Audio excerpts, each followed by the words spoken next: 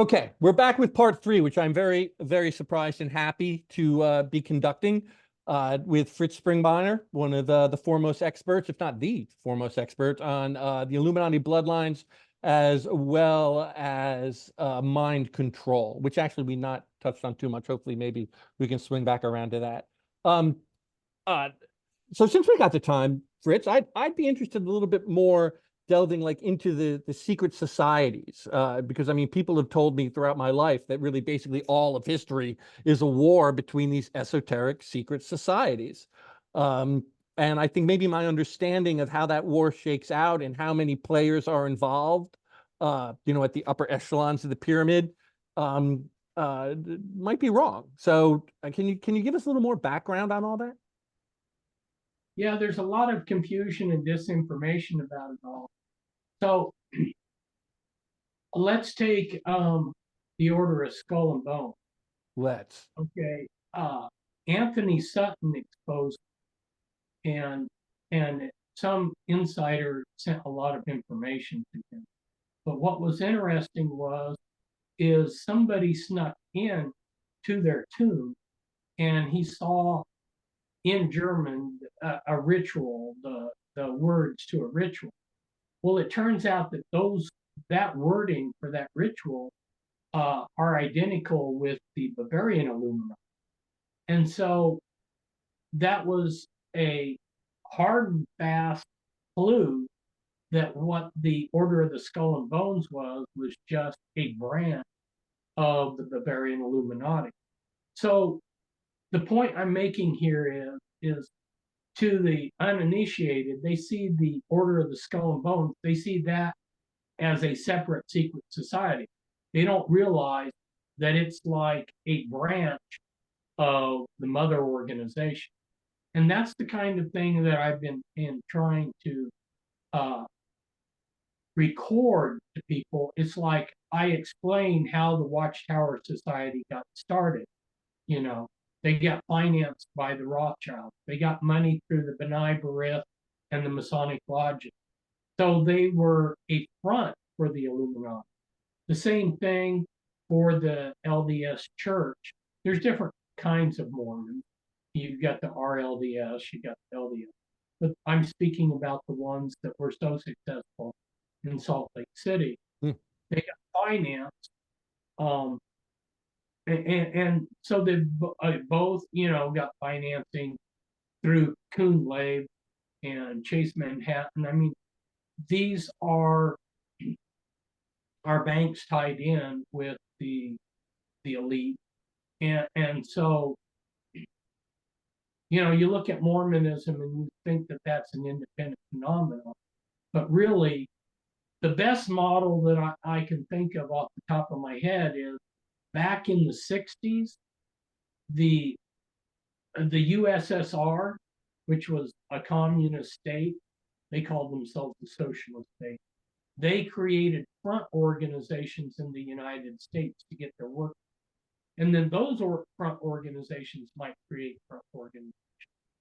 So we're looking, a lot of what people think are independent secret societies, and that's my point here, are actually fronts for the Illuminati. They have their people in the key controlling positions. They don't have to have all of the members be their people, as long as they control those key people, and they want some good people in there. So like the Council of Foreign Relations, that's an Illuminati organization, but they always add a few people, maybe even up to 500 people, that are just window dressing. So you go, well, that person's a pretty good person. I can't imagine that they're wanting to do all of these horrible things to the world. But so you may have someone who's in Council of Foreign Relations. They're also very important in the World Economic Forum. And then they're also a Bilderberger. And then they're also, I mean, Right. which one of these makes them a bad person? Well, they're in all these Illuminati front organizations. Um, the FBI was created by the Illuminati. Now, finally, people are beginning to see that the FBI is not a neutral law enforcement, but that they're politicized and they're surprised. Well, they always have been. J. Edgar Hoover was a 33rd degree Freemason, and there were a lot of, I can tell a horror story from World War II about the FBI. The Nazis wanted to infiltrate people by submarine into the United States. And I have to kind of condense this story, but they found people in Germany that had lived in the United States and spoke basically fluent English. And so they gathered these guys up, they trained them to be spies. They took and they dropped them off on Long Beach, or Long Island, on Long Island, New York. And they were to infiltrate the United States. Well, if you had grown up in the United States or lived in the United States, and then you were living in Nazi Germany, which would you prefer? Of course, you would like United States with our states and our freedom and everything else. So these people that they rounded up, by and large, most of them, they went along with the training to be saboteurs and spies, but they intended, as soon as they got to America, as soon as they had a chance, to defect. And the guy that wanted to defect the most, he immediately went. And then the FBI interviewed him. And from interviewing him, that allowed them to arrest all these others. You see what I mean? Yeah. But right. the FBI wanted to be known as this great super sleuth. So when they put these guys on the trial, this guy that had defected, they wouldn't let him tell his story because they didn't want the public to know that he had given them the information, and he got executed along with the rest. Oh, wow. So that the FBI could look like they were this great super organization. So, they have been dirty from the start. Of course, F. Assemblyus Jr., the fugitive, they have been able to build up their image. Yes. But the way they have treated me was pretty amazing. They have dogged me the whole time I've been trying to expose the world order. They've been trying to turn people against me. And of course, if somebody goes to a friend of mine and says, we're FBI and you shouldn't have anything to do with Fritz because he's this bad person, well, some people are going to go along with it. Right. So the FBI has been trying to cover up and oppose my work. Right. So what I would propose to you is people like the CIA, NSA, these are really secret societies. People don't think of them that way. They think, oh, NSA, they're trying to protect us. No, they're trying to people. CIA, oh, they're trying to protect us. No, the CIA is not. They're running drugs into this country, people. They're doing a lot of things to destroy your freedom. They are a rogue organization that works for Illuminati. They got a totally different agenda. They love to torture people. They're one of the big culprits of this trauma-based mind control. Yes. And, they're working hand in glove with the Illuminati. They are a secret society. So when you say the word secret society, I think we should include people like, or groups like MI6, NSA, CIA, and a lot of other spook organizations that we don't really know much about.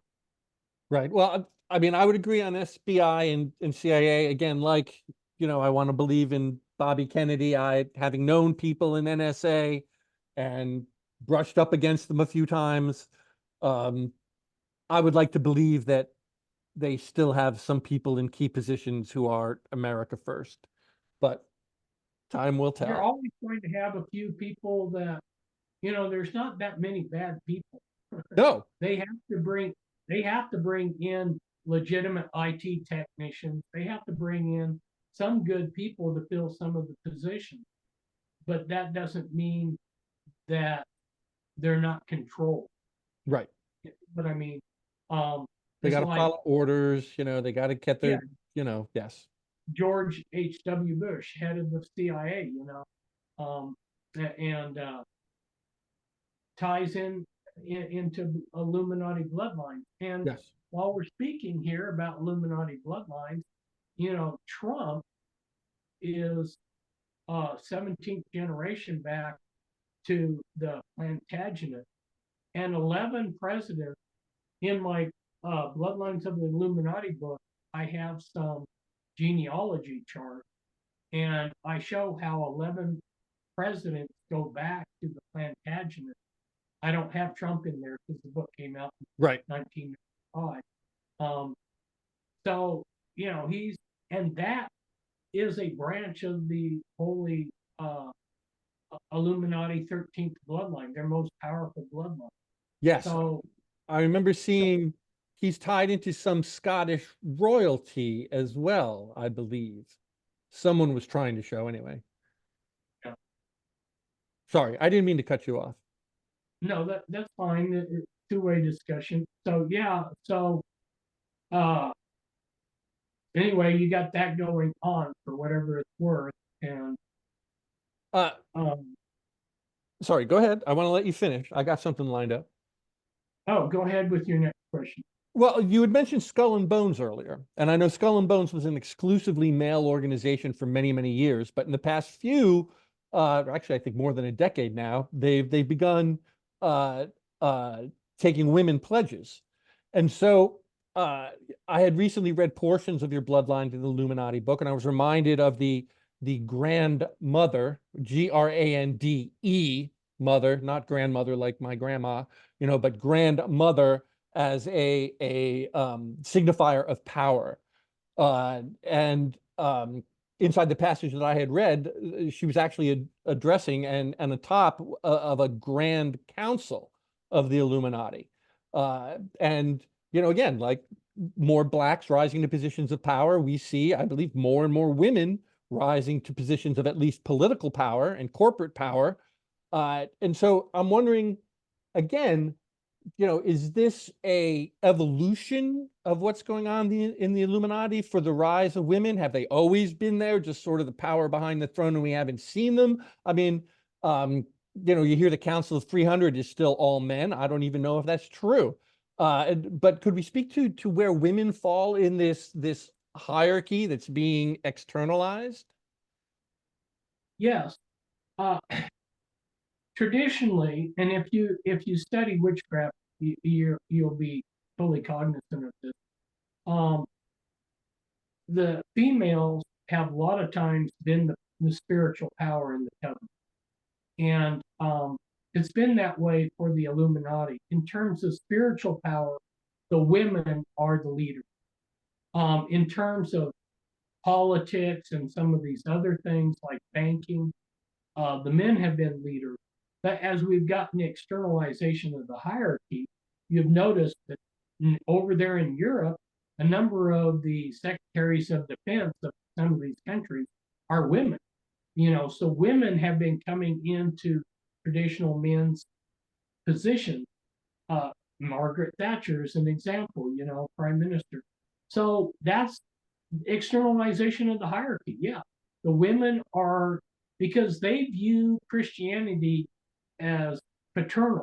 Yes. And you can read in their literature, they just lambast Christianity for us being terrible because we are paternal, and witchcraft is maternal, and supposedly the women leading things is much better than men. It's not entirely that way in the Illuminati, but when it comes to spiritual issues, it's definitely the women are the lead. So spiritual, you say, in a sense of practicing magic and making a contact or connection with the spiritual world. What does that mean exactly? Yeah. So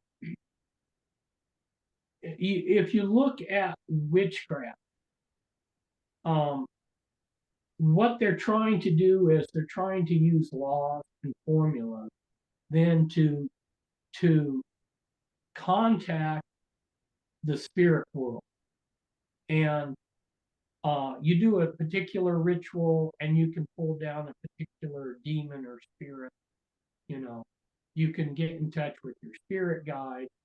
And the Illuminati are being directed by other beings, non-human intelligence. Yes. And uh, that's a fact. That's not something that they're even ashamed of. You know, they take pride that they're able to contact these beings and get direction. And the women are very powerful in doing it. Hmm. So the men try to do that too, but the women are leaders in that realm. And I guess you could say women are more intuitive. You know, there's the, you know, they say now, you know, get in touch with your feminine side, you know, because there's this whole world that the supposedly the female brain can can conjure up that the male is quite limited. You know, we're kind of brute, but they're a superior creature, so to speak. And so this contrasts Christianity with with the Illuminati's type of thinking. So if you look at Christendom, you'll see that women have taken over roles. Joyce Joyner, you know, you've got different women stepping in as major preachers on the internet. This is all externalization of the hierarchy, moving us away from this paternal model to the maternal model of witchcraft. Right, but it doesn't seem particularly maternal to me. I mean, it seems to me rooted in, again, death. You know, I mean, like in America, like what's considered, you know, and I'm speaking very broadly, but like what's considered like the height of freedom, you know, for a feminist, it's to have an abortion, right? I mean, like that's Yeah. the numero uno issue. Oh yeah, yeah. The Illuminati is a cult of death. Yes, right. Yeah, yeah, they're Satan is a cult of death. And so you look at American culture. American culture has been destroyed in our lifetime. And Yes. so now people are tattooing skulls on their bodies and all kinds of death symbols. And you know, you have a band Grateful Dead. You know, it's our culture is in love with death. Yes. And Yes. they have made you go to the supermarket and everything's tainted. It's tainted with something to destroy you. Yeah. You go to the public school and everything's tainted to destroy you. I could go item by item and talk about these things. It's like here, they have gotten rid of books entirely from the public school. They are now using iPad. And like I was a school bus driver a couple years ago, and our school buses did not have air conditioning. It gets hot in where I live, very hot, but they don't have air conditioning. But they have iPads. Well, what about these iPads? Well, the antenna is down at the bottom, and they give each child an iPad in public school. Now, if the child is not careful, that iPad puts out radiation, and repeated use. It doesn't take that long for a girl to neuter all of her eggs. Hmm. You know. Yeah. The same thing with these cell phones. These girls think that they're really cool, and they keep these cell phones in their hip pocket thinking they're cool. That radiation that comes out from that is going to neuter them. Right. They're not going to be able to have children. Right. So we live in a cult of death, and people are doing all these things to destroy them and don't even know it. Right. Yeah, I mean, I've told my kids not to put their phones in their pocket. I remember there was a study a few years ago about those wireless earbuds, and they like had like 500 scientists from around the world and say, hey, you know, you might be giving yourself brain cancer. We shouldn't do this. nobody ever talks about that anymore. I see everybody walking around with their wireless earbuds. I'm like, oh my gosh. Yeah, live in Um, a culture of death. right. Yes. Another culture of death.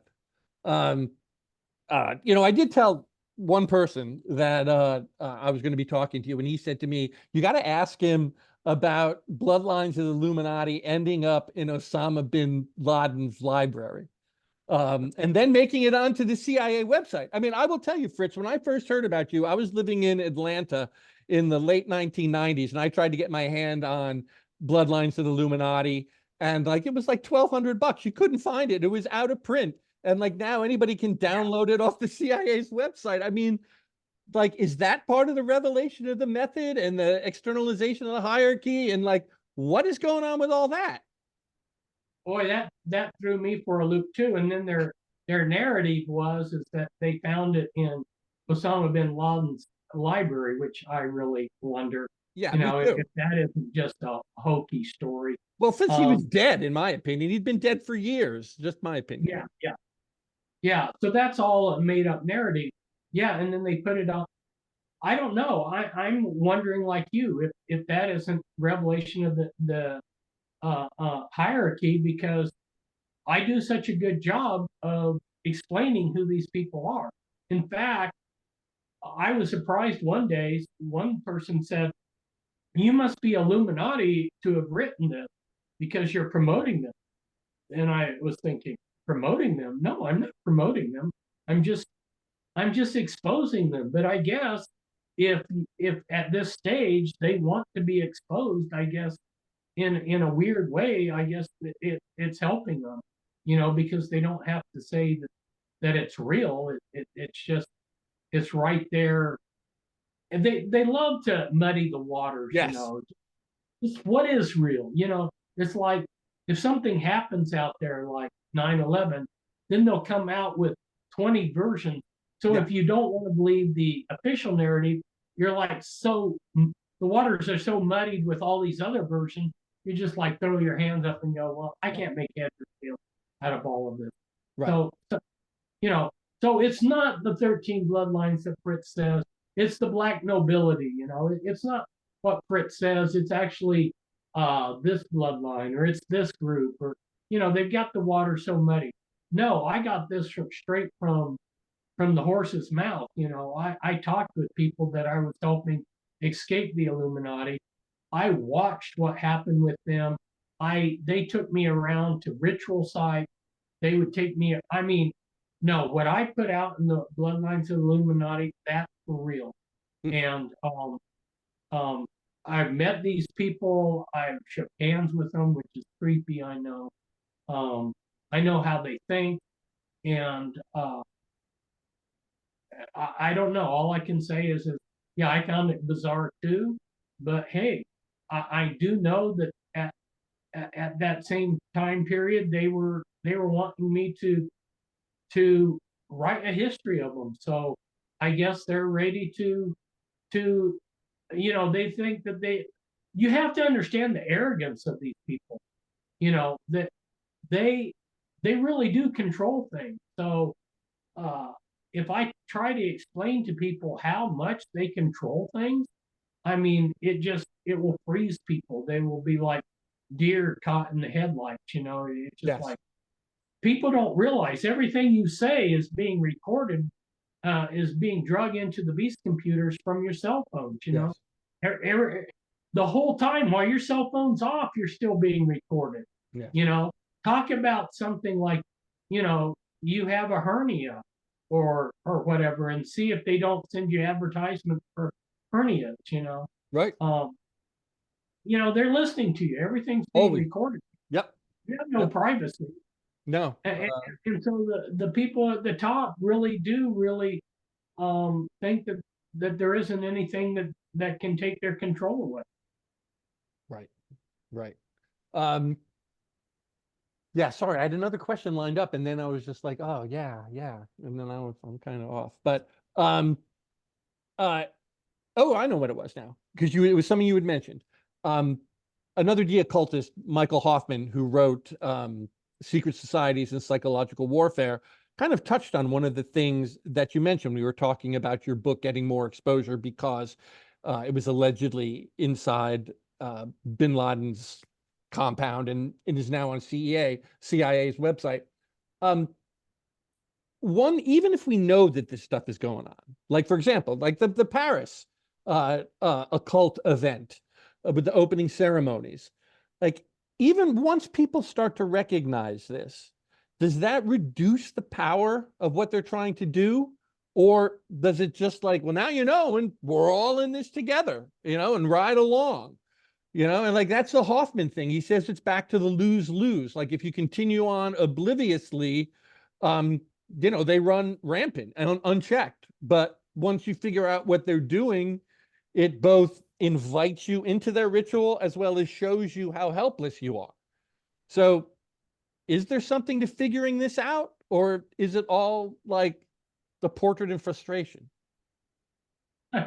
Once you figured out Jesus is the answer, because again, I know there are people who have told me, like, boy, I never thought any of this was real until like the past couple of years, and obviously there's supernatural evil going on. So if there's supernatural evil, there must be supernatural good. So I would suppose that is a potential upside. But once you get that, once you're like, okay, I'm on board, Jesus, please help me out, after that, is it just a portrait in frustration? Well, that's a good question.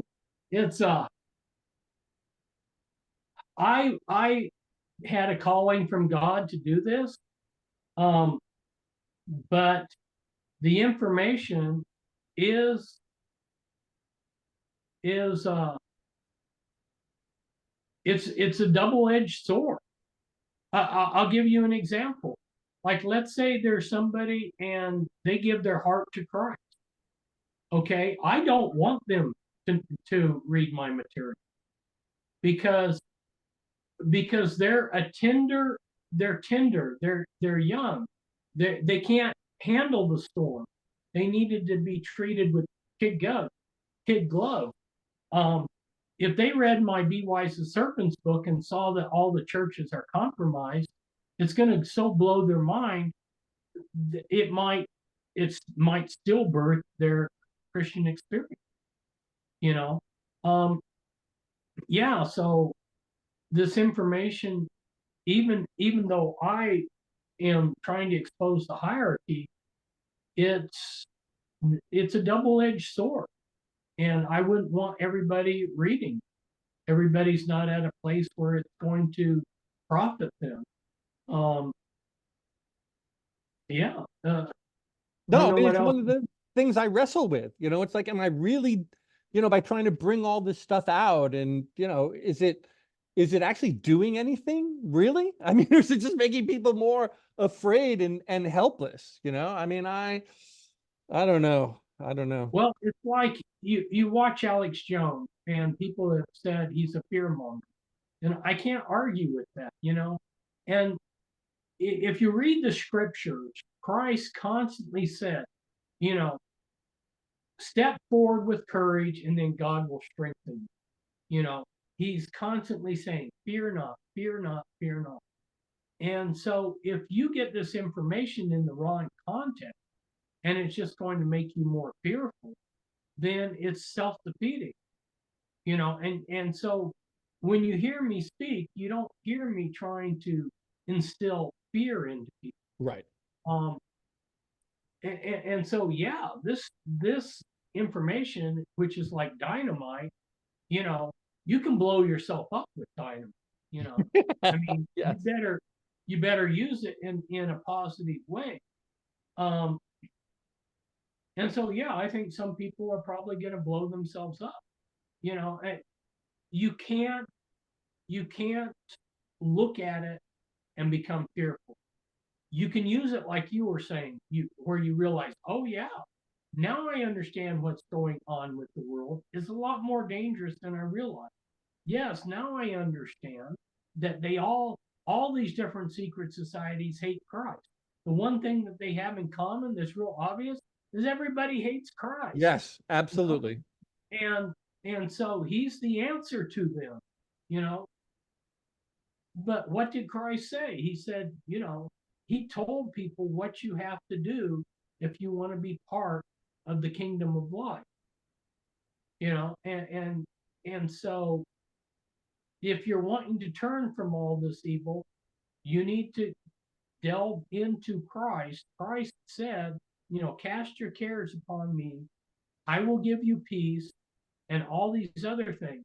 And so if we're not able to have peace, the peace of Christ, we're going down the wrong road. And I don't want you to take my information and let it disturb you and take you away from Christ. I want people to use it as a tool to take you towards Christ. Yes, exactly. Exactly. And let's see, I'm down to 7 minutes. And actually, one question that I wanted to ask that I got out of rereading portions of your book, like it's almost like burying the lead. I mean, the bloodlines of the Illuminati are where they are because they believe that there is something in their blood that sets them apart from other people. What is it? What is it about the blood of these people that sets them apart?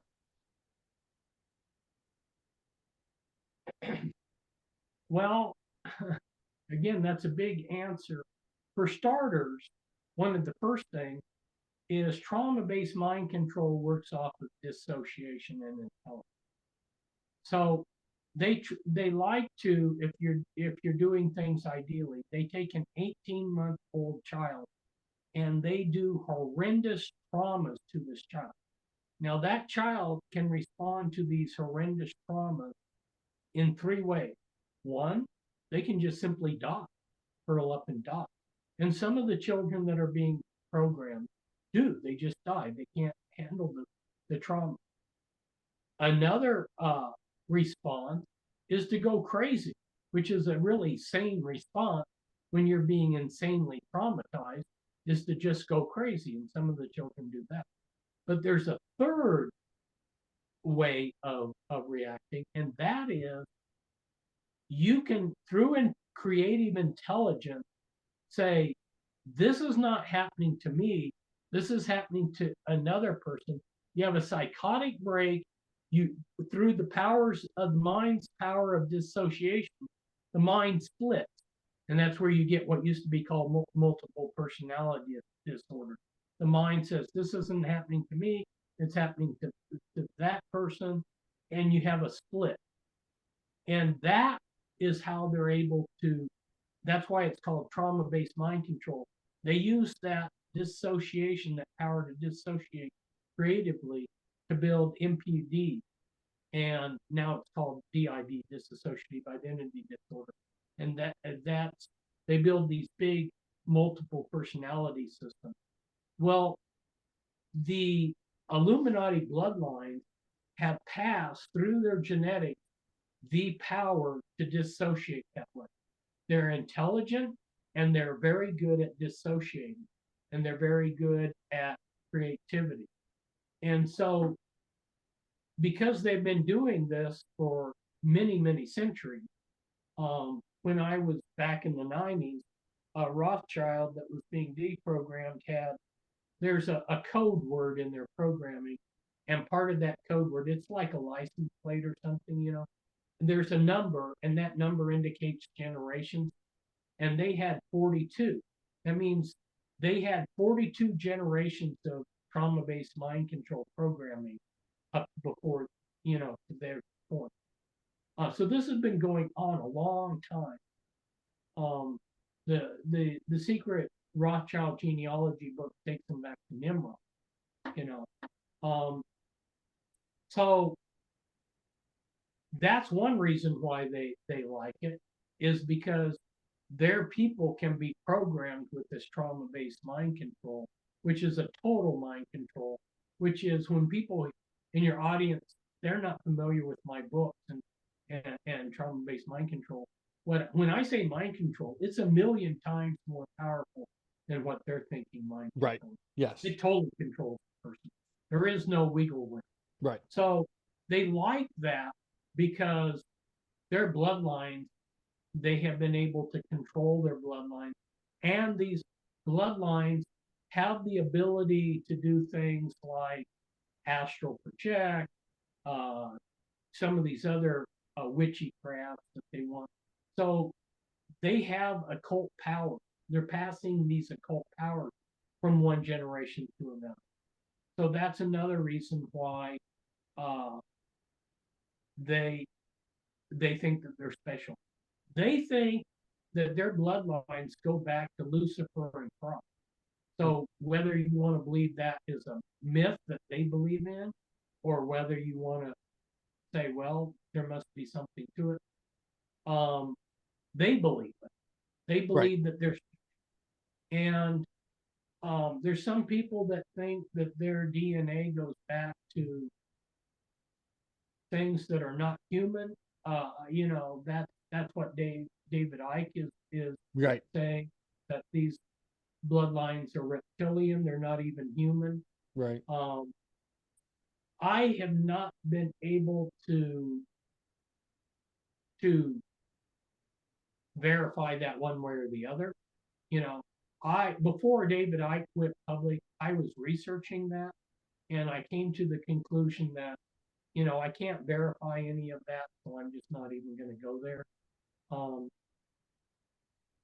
But they definitely are working with non-human intelligence. Yes. So whether they have non-human intelligence DNA or something, if you want to believe that, fine.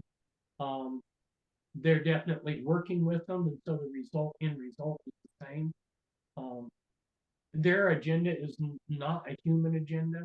It's for the destruction of the human race. Yes. And so they might as well be reptilians, because they're traitors to the human race.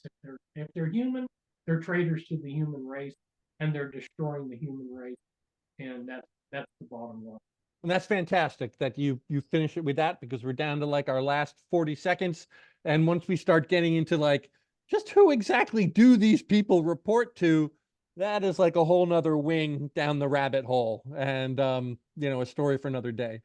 But Fritz Springmeier, I cannot thank you enough, and not just for today, but for like all your work, and God bless you. And I will give you the final word. Tom, I really want to express my thanks to you giving me this opportunity to talk. And, you know, we're in this together. That's what I tell people. All of us, we're in this together, you know, and and my final thought here is that I would hope that the members of the audience would be in that class of people that are referred to in the scriptures as overcomers. In order to be overcomers, you need the Spirit of God to strengthen and guide you, and you need the blood of Jesus Christ. So that was my final thought. Amen to that. It's a great one. Thank you very much, Fritz Springmeier.